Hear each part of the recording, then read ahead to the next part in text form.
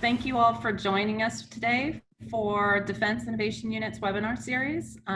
DIU's mission is to accelerate commercial technology for national security, and we are the only DoD organization focused exclusively on fielding and scaling commercial technology across the U.S. military at a commercial speed.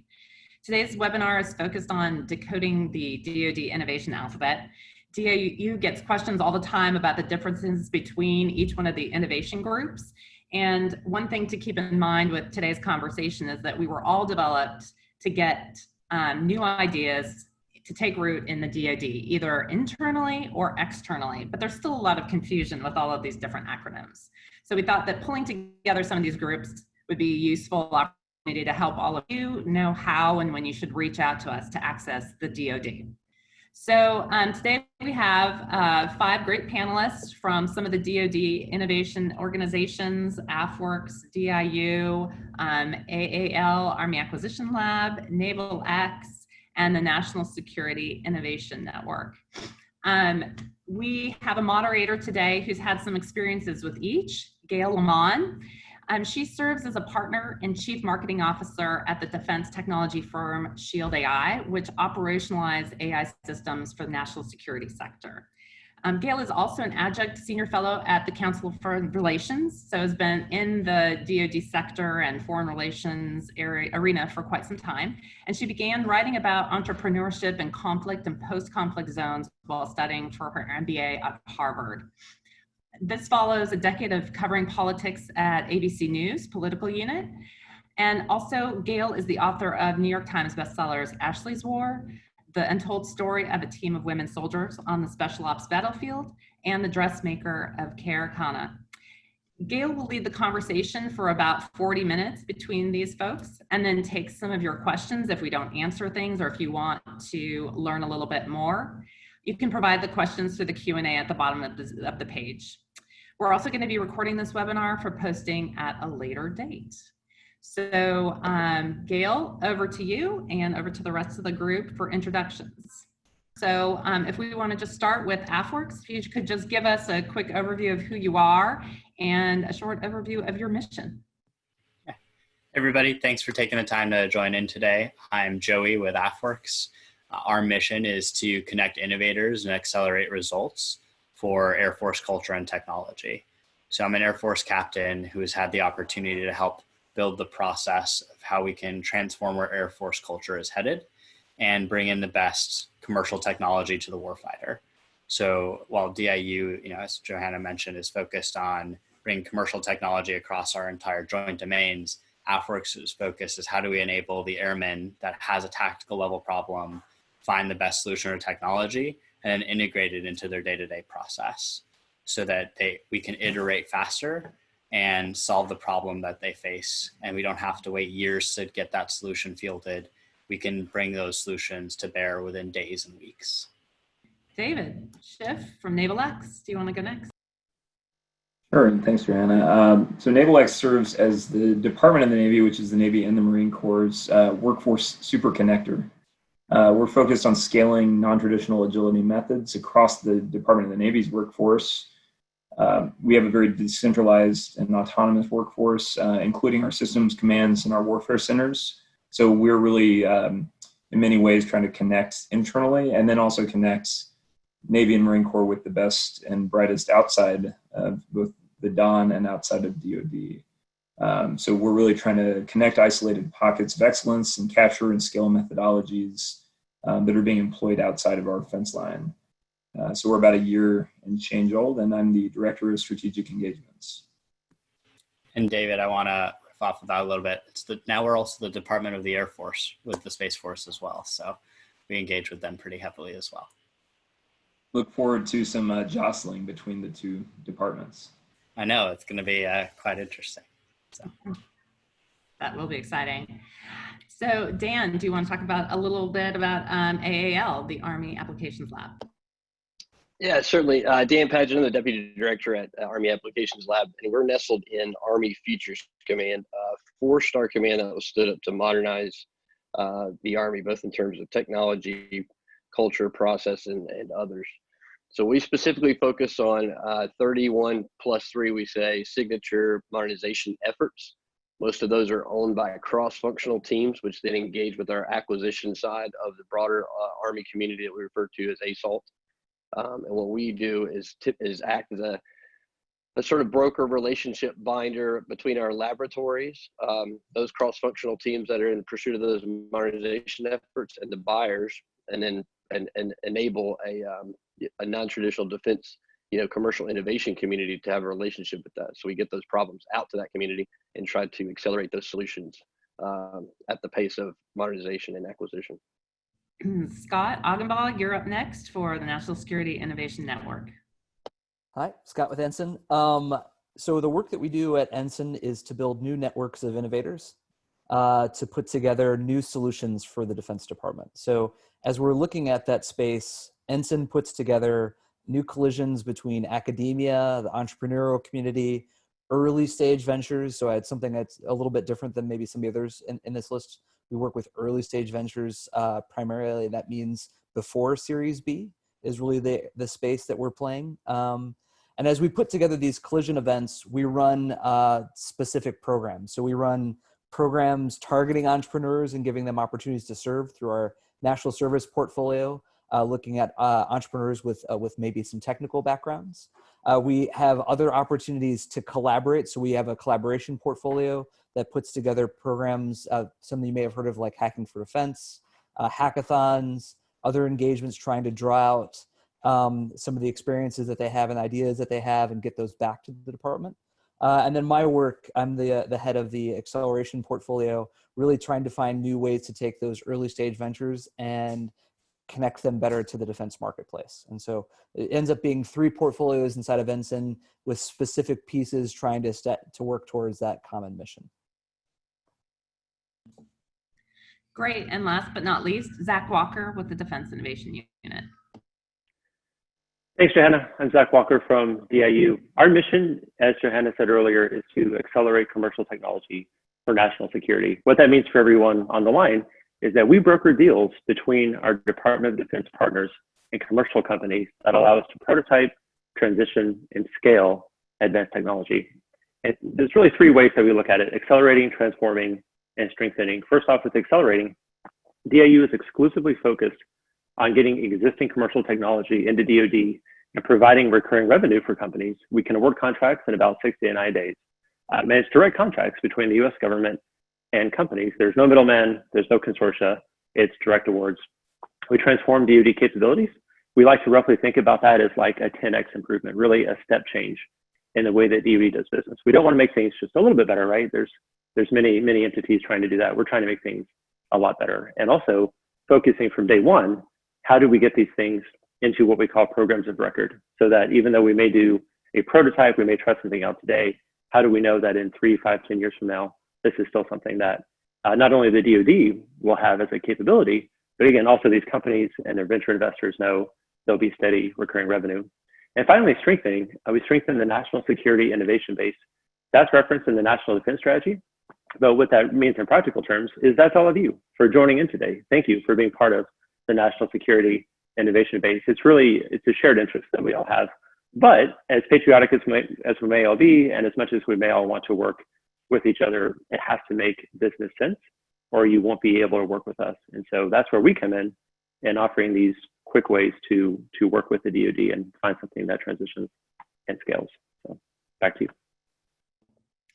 Okay, unfortunately, our moderator is having some technical difficulties getting back in. So I'm just going to start with some of the questions that we all came up with together about some of the things that we get asked, some of the differentiators, some of the areas where we are a little more inclined to take the lead on, and also how we work together. And I think that that's the most important thing.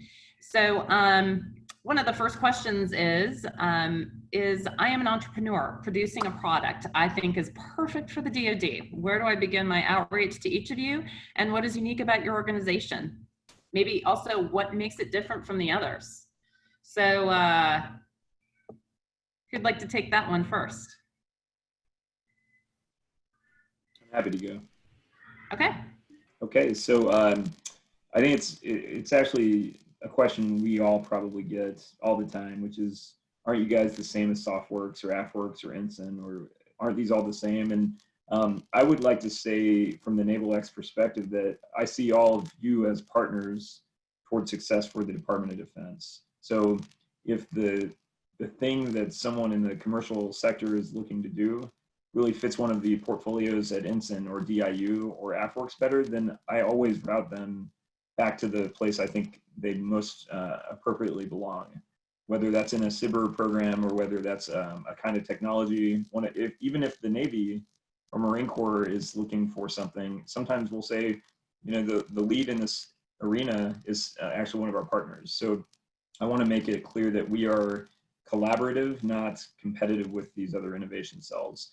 We're different from others in the sense that we're really a super connector. We don't have dedicated contracting arm or much funding really, but we do have touch points across our massive and fantastic organization. Tens of thousands of scientists and engineers in the Navy and Marine Corps, Office of Naval Research, our cyber team, our labs and warfare centers, resource sponsors, systems commands, the fleet and the force. So we're really helping to connect people with the right part of the Navy and Marine Corps when it's appropriate. When it makes most sense to partner with another defense organization or defense innovation group, then we do that. And if one of those other organizations needs our help, we're open doors. So that's kind of, in a nutshell, how we feel about this. And then how do you get in touch with NavalX? Well, I mean, it's our website, which is actually secnav.navy.mil/agility, or use Google or a search engine. Email us at agility@navy.mil or follow us on LinkedIn or Facebook. Back to you. Okay. Anybody else? If somebody were to come up to you, what would you say? Yeah, Joanne, I'll jump in from AAL and pile on with David and say, as a taxpayer, when I look at the flag and I remember who we work for, right? You know, we're stewards of the taxpayer and enablers of the warfighter, right? So at the end of the day, I think it's important that we do all realize that we're on the kind of the same team here, even though sometimes our missions may have some specificity for our particular services. So, just for the sake of us talking to each other here, more of this I think is going to be better. But I would say for AAL and what we've been able to do in this short time here in Army Futures Command, and something that I think sets us apart is we're very, very interested in the technology that's out there, and we have lots of portals and ways that we're trying to get better at collecting that and understanding what's out there. By the way, aal.army for us, best way to reach in. There's a Start Now button on there where you can put your tech in, and we're reviewing that every week. We get back to people within 7 days, kind of letting them know where that's at in our cycle. Thank you for sending it to us, and we're tracking it. But I think the thing that differentiates us is we don't pursue technology just because it's interesting, and not that everyone here does, but we start with a problem first inside the Army, and that problem is endorsed by both the Army Futures Command and someone on the acquisition side and the ASOP, so the real long-term buyers. And we do that because we think that's the best way to actually get something in transition. And they're not just statements of agreement or cooperative MOAs. They're steps along the way where folks on both sides have to say, yes, let's continue to go forward and invest in that. And I think the benefit to our audience in that is that, our intent is to solve a real problem that we have. And that can drive a long-term revenue relationship and capability delivery, solution delivery on our end. And that's the kind of thing that we're looking to do to set ourselves apart.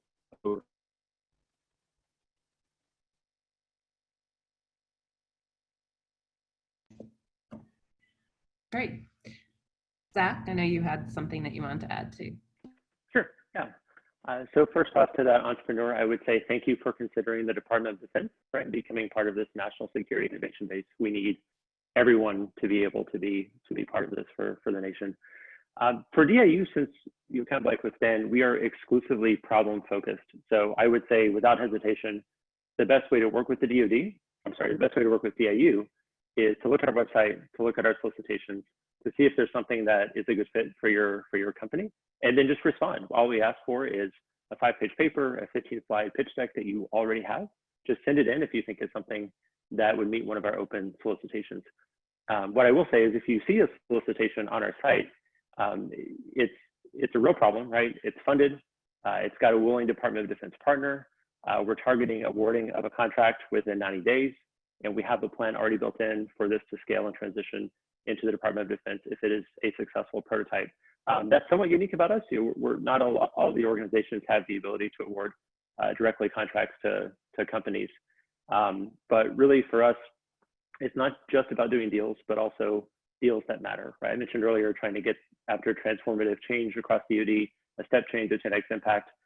We don't want to waste your time as a company because you could be using and should be using that time to build what's already a successful commercial business. So we want to make it as easy for you as possible to work with us. Now there is a downside because we're problem focused. We don't have a lot of opportunities for companies outside of our solicitations. I think that's an important thing to note. If you have a solution that needs to find a problem, we are probably not the best place for you. And there are some other ways, again, many wonderful ways. There's phenomenal work that's being done in overhauling the Small Business Innovation and Research Program. There's organizations that can connect you with potentially traditional federal acquisition regulation-based contracts and other mechanisms. For us, it's really though, we have problems. If you have a solution, we're off to the races. And Joey, I feel like your cyber efforts are really unique here too. Do you want to highlight that if you're an entrepreneur, how you bring your great idea to the Air Force and especially AFWERX? Yeah, AFWERX is goal to transform the Air Force culture, and we have 685,000 people as part of the Air Force. So it's a large effort that we have, whether it's the Spark cells, which are base level innovation units that are semi-autonomous. We have our internal Spark tank, which is our Shark Tank version for the Air Force. We run our Air Force Ventures process. It's the SBIR, STTR programs run through the open topic model, where anybody can submit a 5-page paper or a 15-page slide deck to this open topic, and there doesn't have to be a specific problem area. We also have the AFWERX challenge process. So we've identified needs that any company can submit to, and you can check those out at afwerxchallenge.com. I saw a question about, hey, how can I maybe do a demo? The AFWERX challenge actually ends up in a showcase process as well. For all of our tools, we need a fair and open application, which is why we do have an application portal for each of these things. Our target audience for the SBIR STTR process is small businesses. And so those are companies with 500 employees or less and US based. And the AFWERX challenge process is open to any company. And so we're working to facilitate both cyber awards, commercial solutions openings, and a few other tools using the regular FAR process. So AFWERX is really about teaching folks in the Air Force how to use the tools that are available to them, and so that we can continue to open up more and more avenues for folks to work with us and allow them to sort of go out and flourish, put their things on contract themselves. Great, and Gail's back on, so over to you, Gail. I want to apologize. This was the perfect example of us all adapting to this new world. My computer died the moment that we went live. So I am delighted to be here with you. Thank you for bearing with me. Just to this question, you all have such incredible backgrounds across the services, really. And what I noticed in reading about your work and in, of course, being part of this very exciting ecosystem from the company side is that there's so much discussion around innovation and emerging technology. And I think, there is also a lot of misconceptions and a lot of getting to know each other from sectors that don't typically cross one another. And I wonder, what is the biggest misconception that you see that you might want to correct today among the companies who are among the folks in the audience who are trying to figure out, how do I connect with the DoD? What's the right way to do it? Is it a NavalX? Is it an AFWERX? Is it a NSIN? Can I go see Zach at DIU? What do you think is the biggest misconception that if you could share today, you would want folks to know?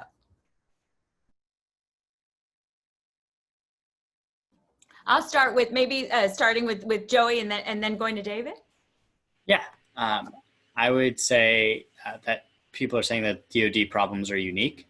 Well, in reality, 98% of the problems that we see are problems that a commercial company can solve. A great example is we had a Starlink winner from a couple of years ago that was talking about how we redo the platforms that the instructors are on the aircraft.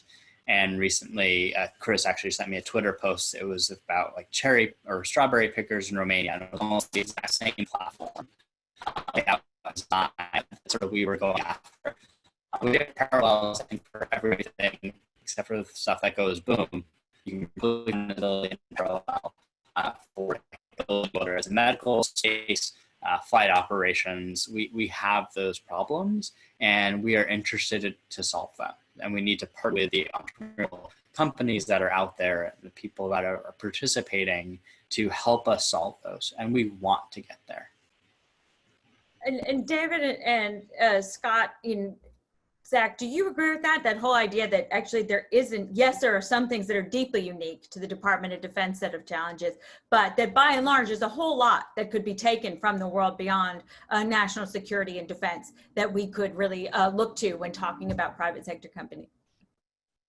I'll go. I think that's very much the case. I think that there's a lot of crossover and opportunity for dual use, not only to support kind of growing ventures capabilities, but also because there are creative solutions that are available when you're looking across both the private sector and the defense sector. So we very much hope that some of the companies that we've never worked with before, and many of the companies we've worked with for decades, will approach all of our groups with interest. I think the misconception piece that I would like to cover is that a lot of folks think we're only going after non-traditional industry, or that we're only looking at small businesses, but we're looking at big and small, old and new, defense focused and defense interested, if you will, all part of a solution in partnership with our requirements owners and our research and development communities.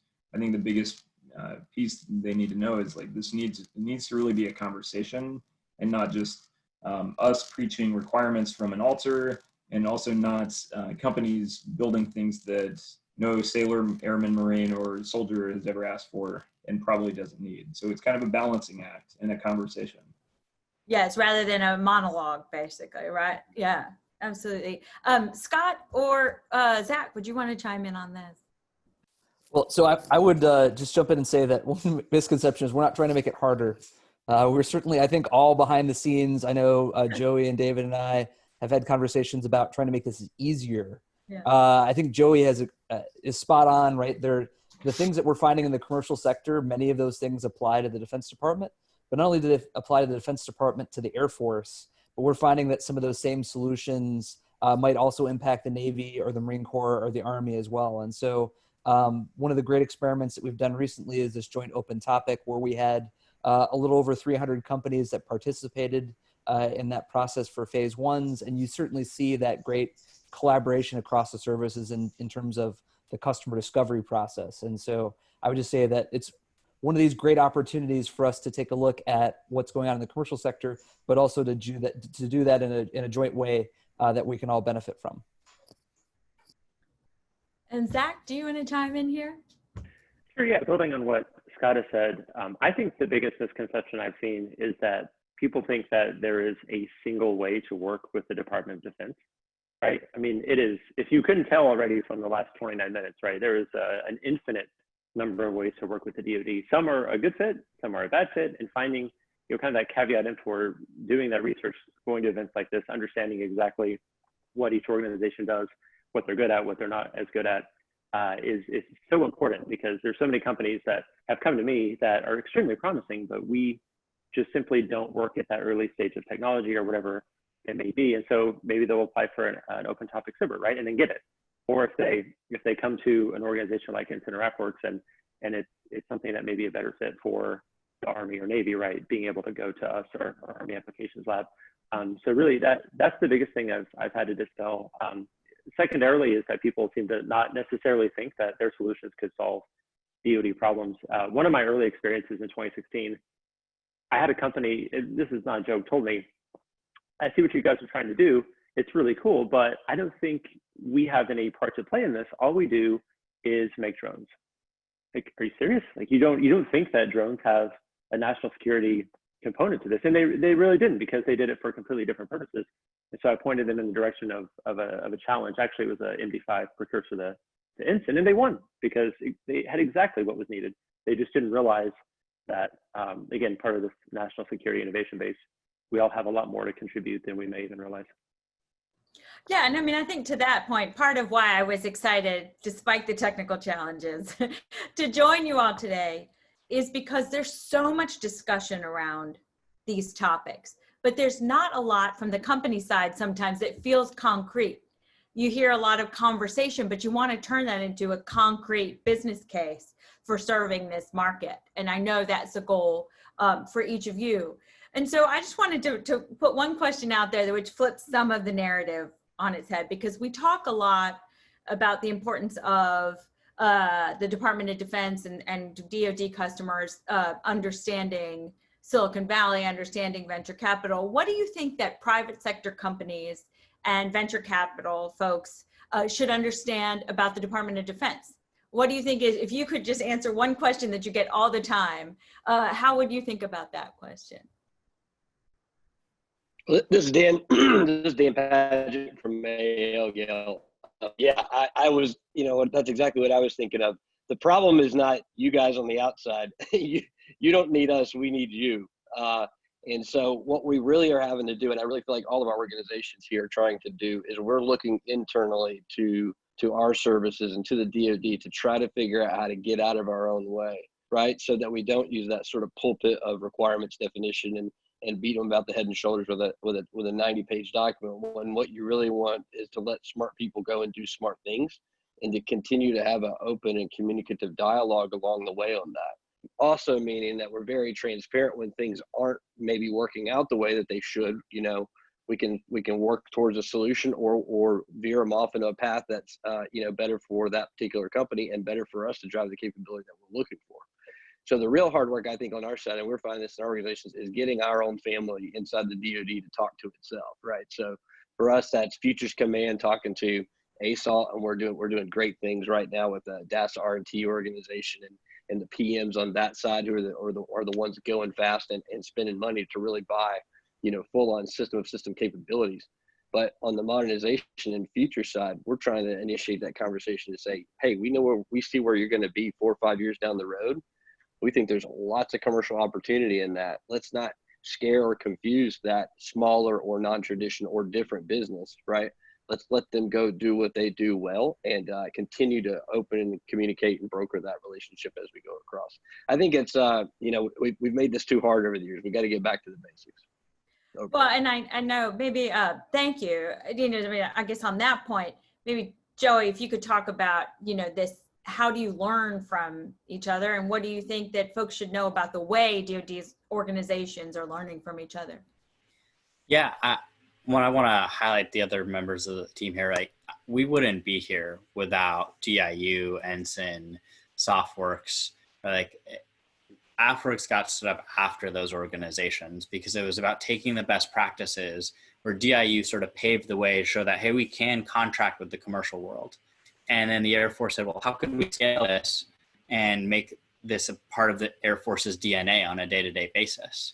So we learned about how we communicate, how we take, a 5-page paper and 15-page slide deck. It wasn't pulled at random. It was pulled because there was a best practice at DIU that was working.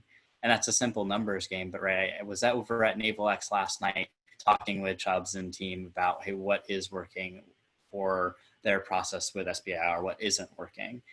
We're always constantly having discussions with NSIN on how do we better engage the community and figure out what their involvement would be. So our joint open topic process has evolved every 4 months because we took lessons learned from companies and from our other stakeholders and said, hey, what do we need to change in our application process? What can we improve in our evaluation process? How can we communicate back to companies more effectively? It's a constant level of learning and engaging. I think when this group gets together for drinks, it's about, hey, what are the problems that we're solving, and what troubles are you having that maybe we can help each other out with? Yeah, and I mean, Scott or Zach, on this point, what do you wish that more private sector companies new, what could they learn about DoD processes? Obviously, everybody, these whole conversations are evolving even while we speak. But what do you wish that private sector companies knew going in? I can start on that. So what I would say is one way to frame really all of this, right, is, I think some companies and some investors and some others may think that, oh, government, that's that thing that's over there. I mean, that's really not something that I do, right? There's a lot of opportunity in the private sector, and it's kind of this like mutually exclusive kind of thing. And to that, I would respond, right? Government is the one thing that we all do together, right?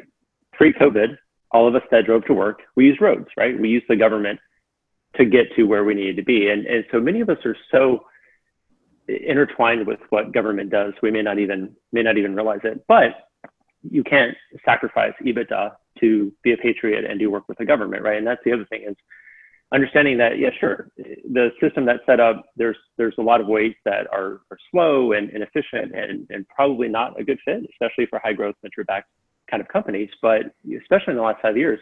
And certainly, thanks to Joey for acknowledging the history of DIU, but just looking at what AFWERX has done with SBIR reform is absolutely astronomical. And little secret, we actually have sponsored one of theirs called Directive Phase 2 SBIR awards, right? DIU is doing that with AFWERX because we see such a wonderful process improvement. And so I guess just to make a long story a little bit shorter is, right, there are ways to work with the DoD that you as a company or your portfolio as an investor, right, you can get product revenue, you can get recurring revenue, you can also have a design partner, right? The Department of Defense, we have a very high willingness to pay. We always pay our bills, right? We really are a wonderful partner. You just, again, have to find the right place to have that entry point. And I think once you do give us a chance, right, and with this group here on the line, I would challenge any company or any investor to say, out of these organizations on the line, there's no way I could work with any of them. I would challenge anyone that says that. Scott, to that point, would you want to chime in here? Because I think there is too much one-sided conversation, too much one-sided dialogue versus an actual live living conversation where people learn to work together. Yeah, so I would say that for the Defense Department and really for NSIN too, I mean, we're out in communities beyond Silicon Valley, right? So I think there's been this overemphasis over the years about having to reach into the Silicon Valley for new tech startups. NSIN's in places like South Dakota. We've got somebody at the School of Mines. We're in Boulder, Colorado. We're in San Diego. We're in Boston. We're in New York City. We're in Raleigh-Durham. We're in places across the country. And so I would say that if you're a company that's not in Silicon Valley, you don't necessarily have to move there to do business with the Defense Department. We're out in a lot of those communities trying to engage with you anyways. And so I'm obviously on LinkedIn, but I have colleagues in those places that represent the Defense Department that are looking to talk to you. And so I just keep that in mind as you're thinking about doing business with the Defense Department. There might be somebody close by to you that's willing to help with that next conversation. Yeah, and that is shorthand. Silicon Valley is in shorthand for all the private sector companies that might want to work with you. I'm going to take one question from the audience, and then I have a couple more too. So one question that we received was, how do your efforts interact with movements for digital upskill or building internal talent inside DoD? In the Air Force, we have the Computer Language Initiative, Robotic Process Automation efforts, the Digital Airmen Initiative, and these are all, we recognize we have a huge need for internal technical talent. We have to be able to address our own problems. We have to start solving them because we want technically sound and smart airmen to address the issues they face. Right? There should be a capability that we can go out and address.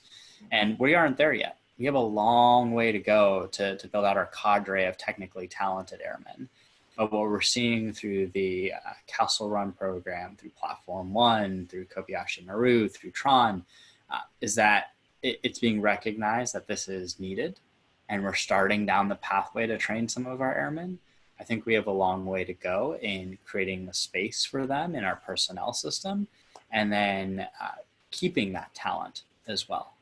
So I think it's a moving ball that we're chasing. Yeah. And I think we need to continue getting after it aggressively. That's great.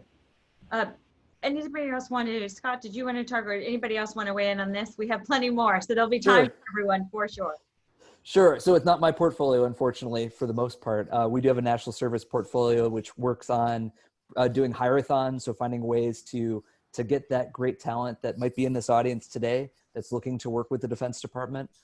We do run fellowship programs like X-Force, where we try to take them and match them, at least for summer fellowships, to work on some of these unique problems where they may not be a full-time job right now, but something the Defense Department's looking at maybe building in. But it might be a new career field. The other thing that you run into here with advanced tech is we probably don't have the right basis for how to hire a quantum specialist in government right now, but we're probably working towards that as a discipline over time. And so if you have one of those unique skill sets that your company is building out, there's probably a need for it in the Defense Department somewhere. And they're just getting to the point now where they can hire for that. And it could be certainly a digital field where there's certainly a need. I am working on a new unique fellowship in my portfolio, which we'll be offering later this year. But we're trying to find new ways to also give experiences to those folks in the Defense Department, to maybe folks in the Defense Department labs, so that they could potentially work with early stage ventures, to maybe bring some of that experience back to the Defense Department. So if that's of interest to you, please hit me up on LinkedIn. I love to talk more about that as a potential opportunity going forward in FY21. Excellent.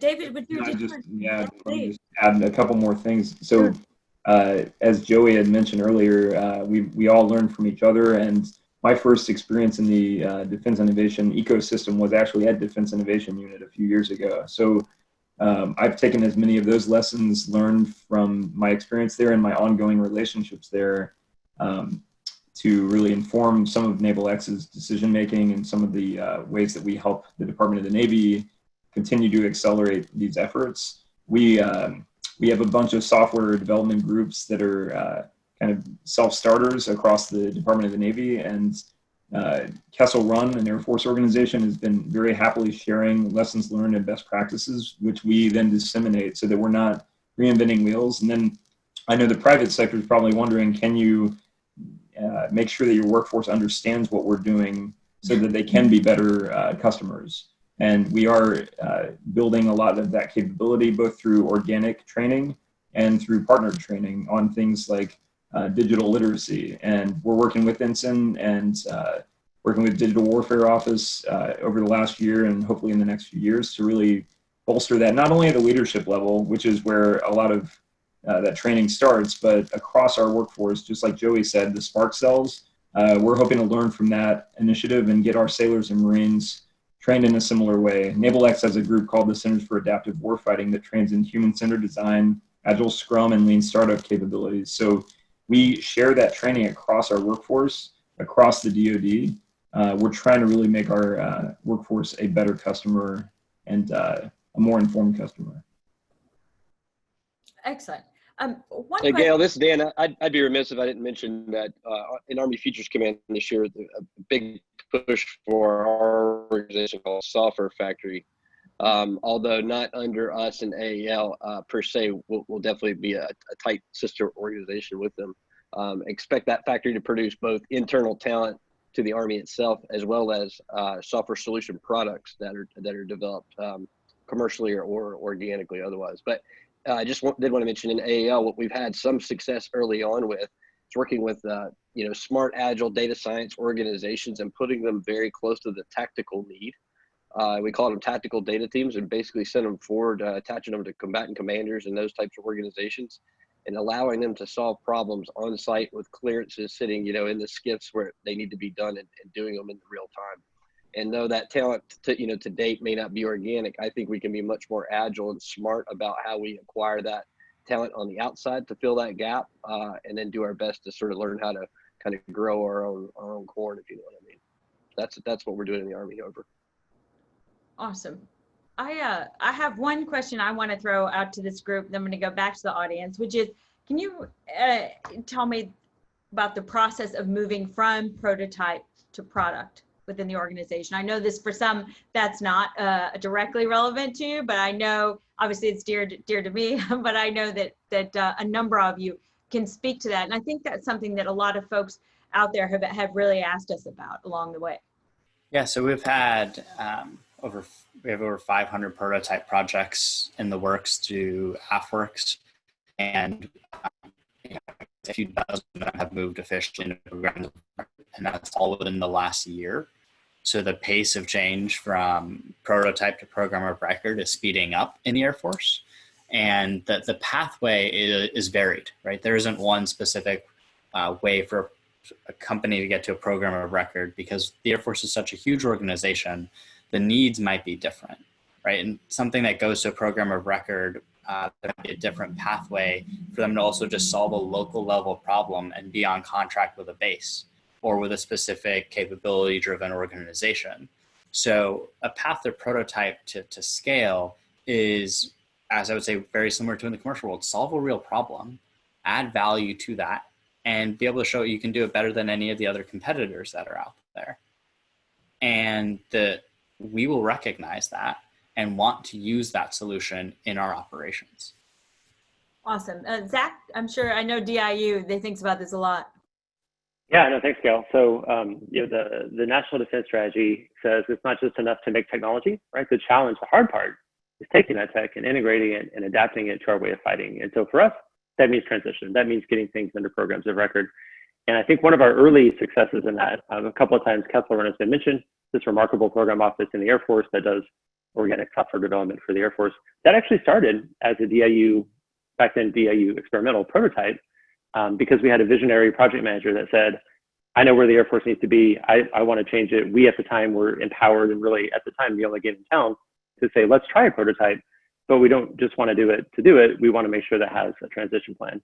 And so for us, any efforts that we undertake always have that transition aspect built in, whether it is Kessler Run, which was unique in that it became its own program office, whether it's predictive maintenance, right? Being able to use artificial intelligence to find issues in vehicles, working hand in hand with, for the Army program, Bradley, finding vehicle, Air Force, different platforms, making sure that if these are determined to be successful prototypes with our Department of Defense partners, right? We don't make that call, they do, then they're able to issue what's called a production agreement, or even a traditional, what's called FAR, Federal Acquisition Regulation-based contract, right? We want to do whatever is best for everyone involved, certainly the company, really first and foremost. But yeah, program record transition is top of mind.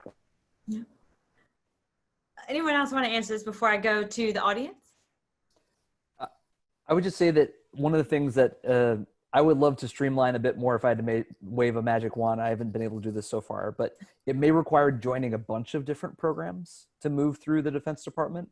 We're in some ways built to do basic research, applied research, and sort of move through these TRL levels. There isn't really one tranche that gets you through all of these things usually in one go. So I'd say that if you're going all the way from idea to TRL 9, the chances that you can do that with one program to get all the way through there is low. I mean, it ends up being you have to demonstrate and move along. So one thing I would say that is a really cool program that's out there is Thunderstorm. I've had a couple of companies that we've worked with through NSIN that have been special operations projects that have moved into through technology demonstration programs like Thunderstorm and have actually been able to move further down the line because of things out there. I don't know when the next one is, but looking to see what those test and evaluation opportunities might be out there. I know there was a question about demoing, so that might be something that worth looking into for the companies on this call. Awesome. Gail, if you're okay with it, I just want to jump in for the Navy Sure. on this topic too.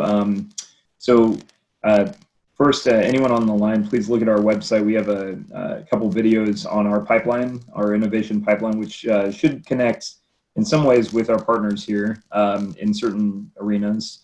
There's one for industry that's free of acronyms and one for the Department of the Navy that has tons of jargon, if you like that. We're also, we want to point out that we're attempting to cross what they call the valley of death between prototype and production that Scott was just kind of alluding to. The way to do that is outlining a path at the beginning that's clear to everyone, the pipeline that we've developed so far. So you get decision makers, requirements folks involved early, but show them where they're most needed and provide the lift they need at the right time. can't get that everyone in that whole process in a room for Scrum. You really need to get end users, requirements folks, program managers, and others when and where you need them. And then for industry, we need to make it clear to industry where they can most easily jump into that TRL process and where it makes sense, right? We have something called the Antex, which is a Navy exercise.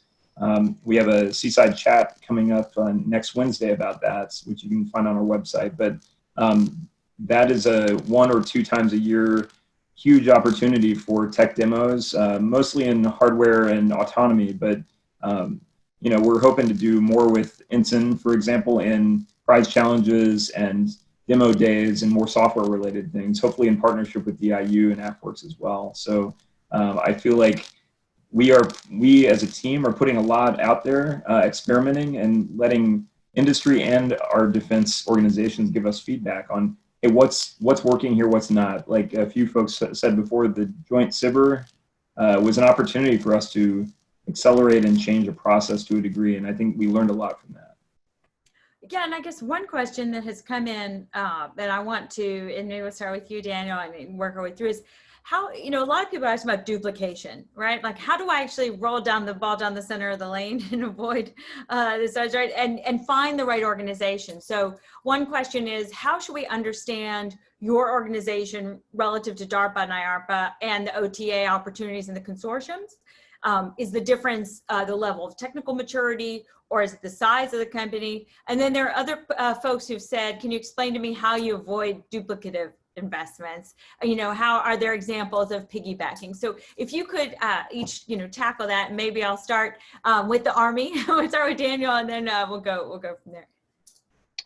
Well, in terms of, and this is to use some bureaucratic speak, the types of dollars that we typically invest are driven, by that regulatory environment. We operate in that 6.3 to sort of 6.7 technology range, right? So not real early basic research type of stuff. And inside the Army, we have, a massive laboratory organization, CCDC, 12, 14,000 scientists or something and engineers in those organizations. So they're the brains of our organization. We're just kind of the brokers of that here. And so I guess specifically, sorry, Gail, again, we're more interested in like the maturation that we're looking for. Yeah, exactly. How do you decide, like if I'm a company and I'm thinking, do I go to AAL? Do I go to see Joey at AFWERX?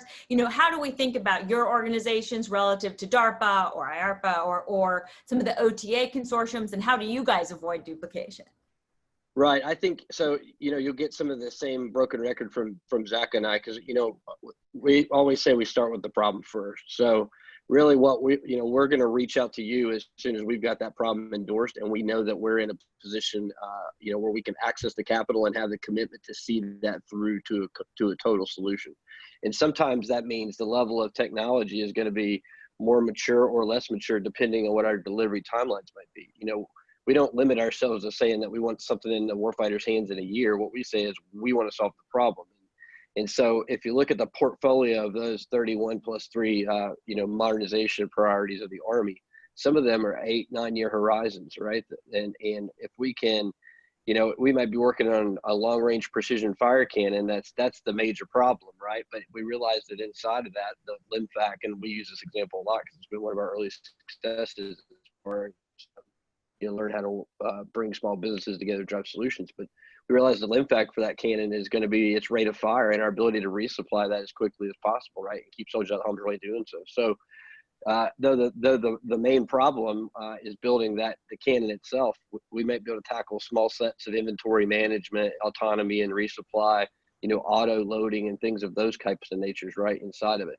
So each one of those elements of a bigger capability that we're trying to deliver to the Army might have different levels of maturation that we need along the way to meet that acquisition timeline. Sorry to blabber on, but the key to that is that what we want to do is make sure that we make that very understandable to that commercial solver, right? And that we don't, and then we make it clear that we've got timelines we got to deliver and understand what the state of the possible and the art is, right? Inside the commercial environment for those dual use type technologies. And then all along the way, keep our hands held together with both the modernization side, the buy side in ASALT, and that solver in the commercial community. I'll just say I'm really glad Dan mentioned that some of his efforts have a long 8-9 year timeline. And that's very important because there's a lot of problems that can't be solved in next year, right? For us, we're really hyper-focused on what exists today that can solve problems now. And that's a big misconception, I think, for companies that respond. If they say, I see you want this, but it's going to take a year or two to make it for you, okay, we'll probably find someone that already has this off the shelf or very close to off the shelf. My first project, we made an award for something. It was an artificial intelligence cybersecurity thing. And the contract said, you have to show that you can do this in a month. And if you can't do this, sorry, like no harm, no foul. Maybe it was too early, we'll walk away, but we're not gonna triple your contract and give you 10 years to do it if you can't deliver on time. And so that's a big thing for us. Quickly prototype and then transition, ideally within about 2 years time for us. Great. I want to ask, I'm going to go through a couple questions that we have. One is back to this, how do we figure out which slot to go in? How do you all interact with the JAIC? And maybe David can go to start with you, because the JAIC is obviously an umbrella organization and each of you interact with it, but in different ways. And sometimes companies don't know, where do I start? So I was actually part of a Johns Hopkins APL helped run a strategic offsite for General Shanahan in December with the JAIC. So that was very exciting to see how many, Daniel, this is probably familiar to you too, how many different organizations they brought together to attack AI from a defense perspective. To answer the question directly is, if someone contacts NavalX looking for AI expertise or policy expertise in AI, I would probably route them straight to my 3 or 4 top contacts there, usually Navy and Marine folks because of my own lens, right? But, in other cases, I would send someone looking for AI. If they're looking for more hands-on what's happening in 2020 in AI, I might send them to DIU because AI is a portfolio in the DIU wheelhouse. So, as much as I'm aware of, if somebody said, what are they working on? I would give them the most up-to-date information I could, or I'd direct them to one of my POCs. Anyone else want to take that one about the JAIC, Scott? Sure. So I have done 3 or 4 projects with the JAIC. We were in a hackathon with them. We've run a couple pitch events we were working on together. I've done some cyber topic work with them. It just it depends on the NMIs and knowing what problem sets you're going after in AI, because depending on that NMI, it will be a different team inside of the JAIC that you need to be interfacing with. And so if you have predictive maintenance or HADR, it's 2 different teams. And even then, I think that they're still in some ways structuring and restructuring all the time. And so I would say that one of the challenges that you might have from the outside is they're still describing that a bit more publicly in terms of who to talk to. But I would say that most of the folks on this call, at least the panelists, have had some experience with somebody at the JAIC somewhere. And so just again, trying to find that way in for the right conversation sort of depends on that moment in terms of what the JAIC is focused on for that effort. But they're a great team to work with. I can't say anything bad about working with the JAIC at all. It's just we're all in some ways early stages for some of this work in terms of AI. And I think that we're all trying to find those other pieces, parts, not just the primary customers, but who are those end user customers who would be benefiting from the technologies that we're looking to employ. And I'd like to just close with a kind of hopeful question, and then we'll just do, maybe I can go to just down the line here. Just when you think about the Valley of Death and how you get companies across it, I would just ask maybe Joey, then Daniel, and Zach, and David, 45 seconds. What do you think is the best solution? What do you find most successful in getting companies across that Valley of Death? So for AFWERX, we have the Strat-Fi program for strategic financing. We've put 21 companies through that, which is about a Series A level investment. And we partner with other government entities and private capital to drive like a 4-year contract, about $500 million worth of contracts. And they're partnered with a program of record, and we want to help those companies have long-term sustainable work with the Air Force. Awesome. Daniel, from the Army side. Yeah, Gail, for us, the is that the valley is only there because we create it, right? So we've got to make sure that the problem owner is ultimately the buyer in the end. So that means that the modernization side and the development side and the engineering research side has to talk to the ultimate buy side, and it has to be planned every single step of the way. And we see that as just not to sound flippant about it, but it's a common sense communication problem. So we want to broker that every step of the way, and the next thing you know, you never hit a ditch because it wasn't there. Over. Awesome. David. So I think I'd gone into this a little bit for the Navy side, but we're working on, if you go to our website when it's up, hopefully later this afternoon, the innovation pipeline that we've put up there, from source and curate to scan and incubate, prototype, validate, field, and sustain. We're putting not only language behind those, but opportunities behind each of those. And some of those opportunities will be Navy-focused, Navy labs, Navy cyber. Others will be partnered opportunities. So, and many of those things I described before, like our Antex, our big Navy exercise, some of those things are across multiple defense organizations. So using us as a conduit by which you can better understand that process is what we are hoping you'll do, and obviously connecting you with those who can clarify each of those steps. Awesome. Okay, Scott, I'm going to close out with DIU, who brought us together. What's next? Scott. I would say learning about the color of money as soon as possible. I can't tell you how many companies I run into that don't necessarily understand the sort of back and forth that happens in terms of who can spend procurement dollars, 2-year dollars, 1-year dollars, getting to the program managers at POs and other places soon is good, because those are the people that are going to move you forward through that program record stage. And oftentimes I think we're collecting problems at other levels. So finding better ways to match up the problem that might be at that end user level with something that a formal requirement is being written against, and connecting those pieces. Yeah. And Zach, I will give you the last mic of the day. Wow. Thank you. So you said Valley of Death, right? Which one? There are so many. Any company that was raising around in 2020, well, congratulations, you just found the COVID Valley of Death, right? I mean, there's just so many things that can knock a company off of its commercial glide path. And so for us in DIU, the best thing that we can do to help companies get through all of the valleys of death that we'll experience is by treating them as a commercial partner, right? Moving quickly, awarding fast, flexible terms and conditions, not taking their intellectual property, giving them something they can consider to be product revenue. Honestly, being a design partner with them, so that when they go to raise that A round or B round, they can say, we have this phenomenal nationwide partner that is a wonderful payer, giving us wonderful product revenue, and then everyone is off to the races. That's the best way we can do it. I know we're a bit late, so I'll turn it back over. Good. Well, just to leave you, I think connectivity, dialogue, partnership, accessibility, and listening to one another. I think those are all themes that you can take with us. Zach, Scott, Daniel, Joey, David, I just want to thank everybody for your time and your thoughts, and I hope this is just the start of this conversation. Thanks to all of you for your questions, and very much look forward to continuing the dialogue.